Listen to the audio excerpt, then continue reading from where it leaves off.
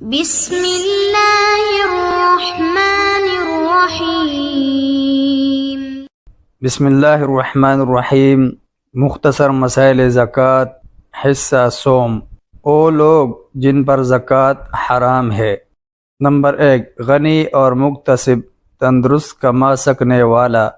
حضرت ابو ہریرہ رضی اللہ عنہ سے روایت ہے کہ نبی صلی اللہ علیہ وسلم نے فرمایا، جو شخص اپنا مال بڑھانے کے لیے لوگوں سے سوال کرتا ہے، وہ آگ کے انگارے مانگتا ہے۔ اسے اختیار ہے کہ چاہے ان کی مقدار زیادہ کرے یا کم۔ نمبر 2، نبی صلی اللہ علیہ وسلم کا خاندان۔ نمبر 3، غیر مسلم البتہ بعض شکلوں میں ممکن ہے، جن کا ذکر آگے مصارف زکوٰۃ میں آ رہا ہے۔ نمبر 4، بیوی۔ شوہر بیوی کو زکوٰۃ نہیں دے سکتا۔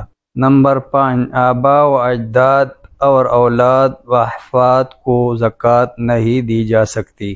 وہ لوگ جن کو زکوٰۃ اور صدقہ دینا دوسروں کی نسبت افضل ہے۔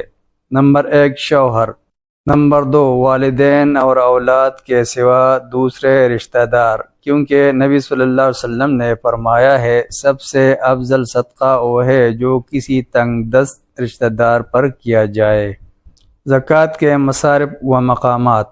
مصارف زکوٰۃ 8 ہیں، جن کا ذکر سورہ التوبہ آیات 60 میں آیا ہے، وہ درج ذیل ہے۔ نمبر 1، فقیر۔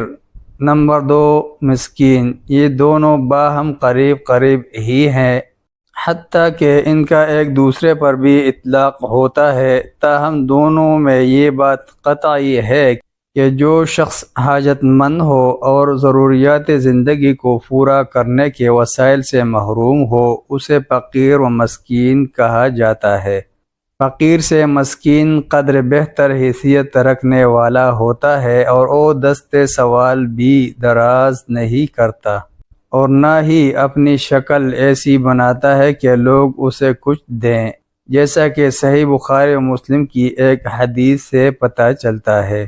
نمبر 3، عاملین۔ حکومت کے وہ اہلکار جو زکوٰۃ جمع کرنے، اسے تقسیم کرنے اور اس کا حساب کتاب رکھنے پر مامور ہوتے ہیں۔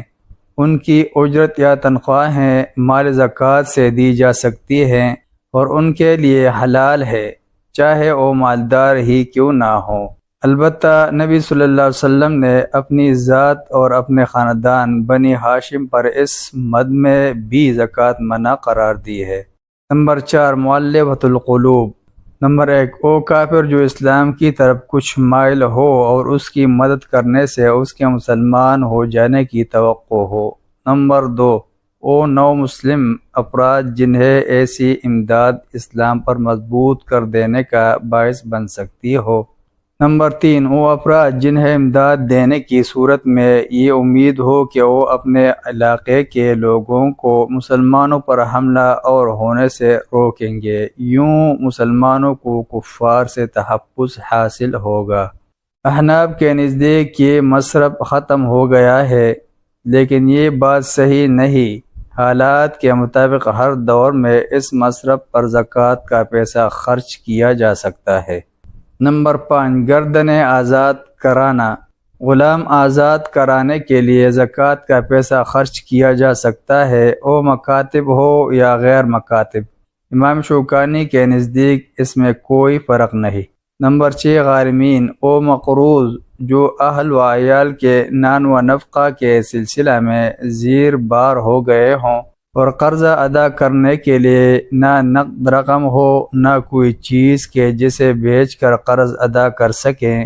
دوسرے وہ ذمہ دار اصحاب ضمانت ہیں کہ کسی کی ضمانت دی اور پھر اس کی ادائیگی کے ذمہ دار قرار پا گئے۔ تیسرے وہ لوگ جو کسی فصل کے تباہ ہو جانے یا کاروبار کے خسارہ کی وجہ سے مقروض ہو گئے، ان سب کی امداد بھی مال زکوٰۃ سے کی جا سکتی ہے۔ نمبر 7، فی سبیل اللہ۔ جہاد و مجاہدین نان و نفقہ و اسلحہ وغیرہ پر خرچ کرنا، چاہے مجاہدین مالدار ہی کیوں نہ ہو۔ بعض احادیث کی روح سے حج و عمرہ بھی فی سبیل اللہ میں داخل ہے۔ اسی طرح بعض علماء کے نزدیک دعوت و تبلیغ دین اور نشر و اشاعت اسلام کے تمام شعبے بھی اس میں شامل ہے، کیونکہ اس سے بھی جہاد کی طرح علیٰ کلمۃ اللہ ہی مقصود ہوتا ہے۔ نمبر 8، ابن السبیل۔ اس سے مراد وہ مسافر ہے جو دوران سفر نقصان ہو جانے یا جیب کٹ جانے وغیرہ سے مستحق امداد ہو گیا ہو، چاہے وہ اپنے گھر یا وطن میں صاحب حیثیت ہی کیوں نہ ہو۔ زکوٰۃ کی رقم سے اس کی مدد کی جا سکتی ہے۔